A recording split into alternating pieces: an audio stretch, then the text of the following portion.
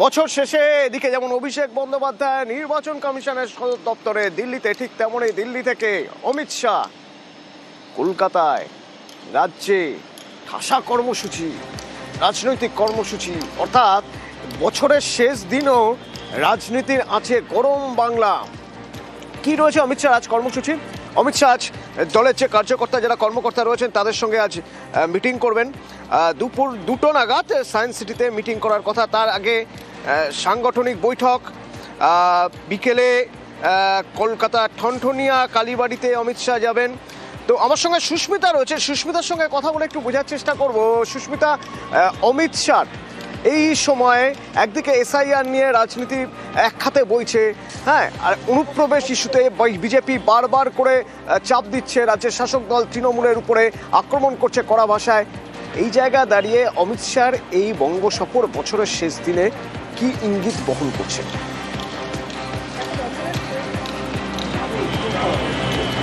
দেখো, বছরের শেষ দিনে অমিত শাহের বঙ্গ সফরেরও শেষ দিন, কিন্তু আজকে রাজনৈতিক তাৎপর্য অত্যন্ত গুরুত্বপূর্ণ। তার কারণ গতকাল কোর কমিটির বৈঠক এবং রাষ্ট্রীয় স্বয়ংসেবক সংঘের সঙ্গে বৈঠক, তারপর আজ বিজেপি সাংসদ এবং বিধায়কদের সঙ্গে বৈঠক।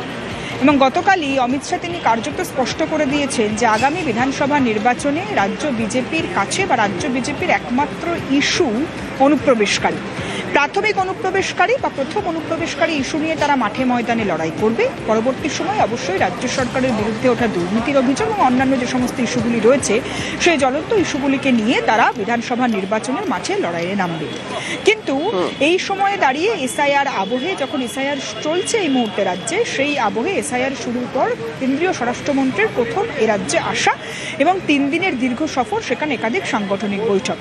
এবং একটা বিষয় অত্যন্ত গুরুত্বপূর্ণ, এসআইআর এর যে খসড়া তালিকা ইতিমধ্যে প্রকাশ্যে এসেছে, সেখানে যে নামের বাদের তালিকা দেখা যাচ্ছে, সেখানে মতুয়াদের একাংশেরও বাদের তালিকা দেখা যাচ্ছে। যে মতুয়া ভোট বিজেপির শক্ত জমি, যে মতুয়াদের মাটি বিজেপির চেনা মাটি বলেই বিজেপি নেতৃত্ব বারংবার দাবি করে এসেছে, সেই মাটি যাতে হাতছাড়া না হয় সে বিষয়েও অমিত শাহ একাধিক নির্দেশিকা পেয়েছে বিজেপি নেতৃত্ব, এমনটাও বিজেপি সূত্রে খবর এই গতকালের বৈঠক। এবং তার পরবর্তী সময় আজ বিজেপি সাংসদ এবং বিধায়কদের সঙ্গে বৈঠক। যে বৈঠক, এই যে সাংসদ এবং বিধায়কদের সঙ্গে বৈঠক, সুস্মিতা, এই বৈঠকে আমরা একটা মারাত্মক ছবি দেখলাম, গুরুত্বপূর্ণ ছবি রাজ্য রাজনীতির প্রেক্ষাপটে। দিলীপ ঘোষ, যে দিলীপ ঘোষকে এর আগে দেখা গিয়েছে যখন রাজ্যে প্রধানমন্ত্রী আসছেন, নরেন্দ্র মোদী আসছেন, অমিত শাহ আসছেন, দীর্ঘদিন ধরে দেখা গিয়েছে তিনি আড়ালেই রয়ে গেছেন। কখনো কখনো তো এমনও হয়েছে যে তখন তিনি রাজ্যের বাইরে। এবার দেখা গেল এই মিটিংয়ে দিলীপ ঘোষ, কতটা তাৎপর্যপূর্ণ?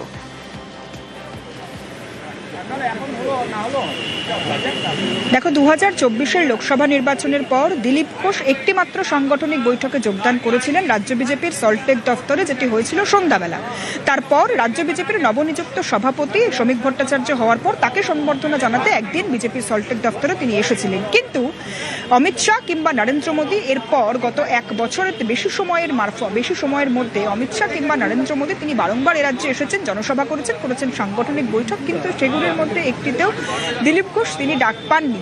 কিন্তু আজকের এই সাংগঠনিক বৈঠকে দিলীপ ঘোষের ডাক পাওয়া অত্যন্ত গুরুত্বপূর্ণ, অত্যন্ত তাৎপর্যপূর্ণ। তার কারণ দিলীপ ঘোষ দেখা গিয়েছে গত 1 বছর 1.5 বছরের বেশি সময় ধরে নিজের যে কেন্দ্র, সেই কেন্দ্রে নিজের মতো করে কাজকর্ম চালিয়েছেন, জনসভা করেছেন, পথসভা করেছেন, এবং তার প্রভাব তার এলাকায় তিনি ফেলতে পারেন কিনা, ভোট বাক্সকে তিনি আবার উজ্জীবিত করতে পারেন কিনা, সেটাও কিন্তু এই মুহূর্তে দেখার। এবং অমিত শাহ তিনি আজ দিলীপ ঘোষকে আলাদা করে কোনো বার্তা দেন কিনা সেদিকেও নজর রাখতে হবে।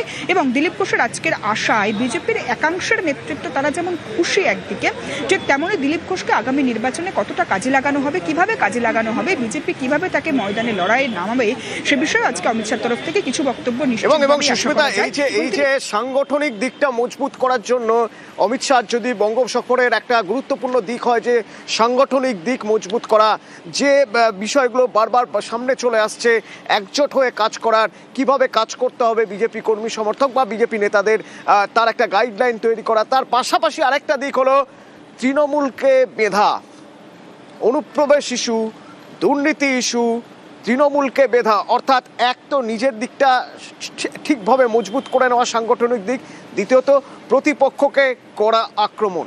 অবশ্য ঠিক উল্টো দিক থেকে দেখতে গেলে সুর চড়িয়েছেন মমতা বন্দ্যোপাধ্যায়ও, বাঁকুড়া থেকে সে ছবি আমরা দেখেছি।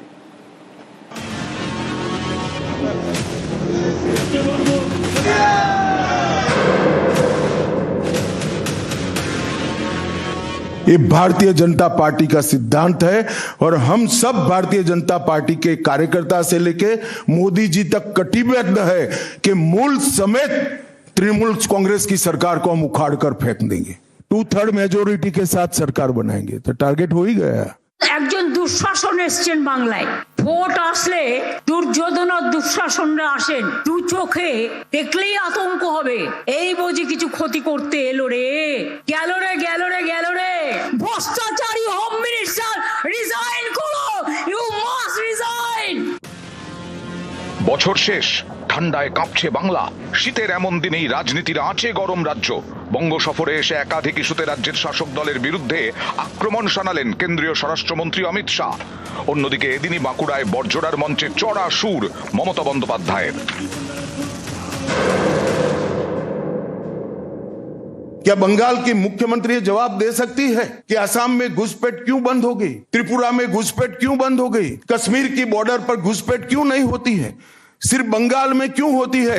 क्योंकि आपकी निगहबानी में घुसपैठ कराई जाती है और बंगाल को धीरे धीरे डेमोग्राफी चेंज कर कर आपकी वोट बैंक को पुख्ता करनी जाती है। अगला चुनाव घुसपैठियों को निकालने के मुद्दे पर और घुसपैठ रोकने के मुद्दे पर लड़े जाने वाला है। বাংলায় শুধু অনুপ্রবেশকারী, কাশ্মীরে নাকি নেই। তাই যদি সত্যি হয় বন্ধু, একটা কথার উত্তর চাই, পহেলগাঁও তাহলে কি আপনারা করলেন? দিল্লিতে কিছুদিন আগে যে ঘটনা ঘটে গেল, অনুপ্রবেশকারী বাংলা ছাড়া কোথাও নেই, তাহলে কি আপনারা করলেন? যত দোষ বাংলা, এই রাজনৈতিক হ্যাংলা। बीएसएफ को भूमि देनी पड़ेगी फेंसिंग के लिए भारत सरकार को। मेरे स्तर पर मैंने 7 पत्र लिखे ममता बनर्जी को। ये 6 साल के अंदर 3 बार गृह सचिव यहां कर मीटिंग कर कर गए चीफ सेक्रेटरी से। मैं पूछना चाहता हूं तृणमूल कांग्रेस की सरकार को, जमीन देने में क्या डर है? कि आपकी कोई रिस्पॉन्सिबिलिटी नहीं है या आप घुसपैठ होने देना चाहते हो? জিজ্ঞেস করুন অনুপ্রবেশ কার হাতে? তোমার হাতে। জিজ্ঞেস করুন দুঃশাসন মন্ত্রী বিএসএফ কার হাতে? অনেক জমি তোমায় দিয়েছি, 1.5 কিলোমিটারটাকে 50 কিলোমিটার বাড়িয়ে দিয়ে গ্রামে গ্রামে ঢুকে বিএসএফ কে দিয়ে থ্রেট করছো। আমি বিএসএফ এর বিরুদ্ধে নই, যদি বিজেপির কথাই চলে তাহলে তো বলতেই হবে। आपने लंबे समय तक कांग्रेस को मौका दिया, 34 साल तक कम्युनिस्ट पार्टी को मौका दिया, 15 साल तक ममता बनर्जी को मौका दिया। इनका ट्रैक रिकॉर्ड नीचे नीचे नीचे गिराने का है। अब इससे नीचे कोई जगह नहीं बची है। पूर्ण बहुमत की, प्रचंड बहुमत की एक भारतीय जनता पार्टी की सरकार बनाइए। हम कवि गुरु की कल्पना का, विवेकानंद की कल्पना का, बंकिम बाबू की कल्पना का बंगाल बनाएंगे, सोनार बांग्ला बनाएंगे। আগের বার এসে বলেছিল ইসবার 200 পার হয়ে গেছে পোগার পার, ইলেকশন আসলেই বলে সোনার বাংলা করে দেব। একবার বিজেপিকে ভোট দাও, বল তুমি উড়িষ্যায় তোমার রাজ্য, বাংলা ভাষায় কথা বললে মারবে, রাজস্থানে কথা বললে মারবে, তুমি উত্তর প্রদেশে কথা বললে মারবে, তুমি কচু কাটা করবে আর তুমি সোনার বাংলা করবে। भारत सरकार का पक्षपाती कामकाज का तरीका होता तो वो तमिलनाडु को भी अप्लाई हो सकता था, तेलंगाना को भी अप्लाई हो सकता था। सभी जगह इंफ्रास्ट्रक्चर के काम अच्छे चल रहे हैं, सिर्फ बंगाल में तकलीफ क्यों आ रही है? जो एंक्रोचमेंट है वो खाली कराने का काम राज्य सरकार का है। यहाँ भारत सरकार जो भी योजना लाए इसका विरोध करना, ये मानसिकता से सरकार चल रही है। মমতা ব্যানার্জি জমি না দিলে এই তারকেশ্বর বিষ্ণুপুর লাইন কে করে গেছে? মমতা ব্যানার্জি করে গেছে, আপনি নন। আমি যদি জমি না দিতাম তাহলে ইসিএল এর জমিগুলো কয়লা তুলবার জন্য কোথা থেকে আসতো? রানীগঞ্জে জমি কে দিয়েছে? জামুরিয়ায় জমি কে দিয়েছে? বাঁকুড়ায় জমি কে দিয়েছে? বড় বড় কথা, মিথ্যে কথা।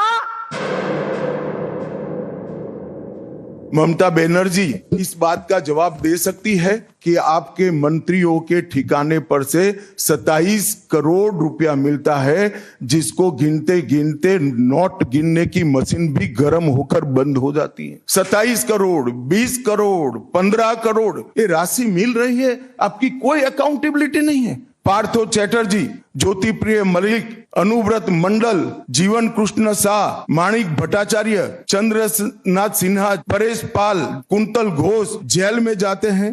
फिरहाद हकीम वो भी आरोपी बनाए जाते हैं। शोभन चैटर्जी आरोपी बनाए जाते हैं। कुणाल घोष 3 साल जेल में रहकर आते हैं, और आप कहती है कि भ्रष्टाचार नहीं हो गया। আধার কার্ড করতে টাকা নিয়েছিল। যদি আমার মন্ত্রীরা 4 জন চুরি করে থাকে, আপনি জেল খাটিয়েছেন 4 বছর 5 বছর। আপনার কজন মন্ত্রীকে জেল খাটিয়েছেন? আপনি কবার জেল কেটেছেন এত লোককে খুন করার জন্য? বলে তৃণমূলের সবাই চোর, তুমি সাধু, তোমার তো হাজার হাজার কোটি টাকা আসছে কোত্থেকে?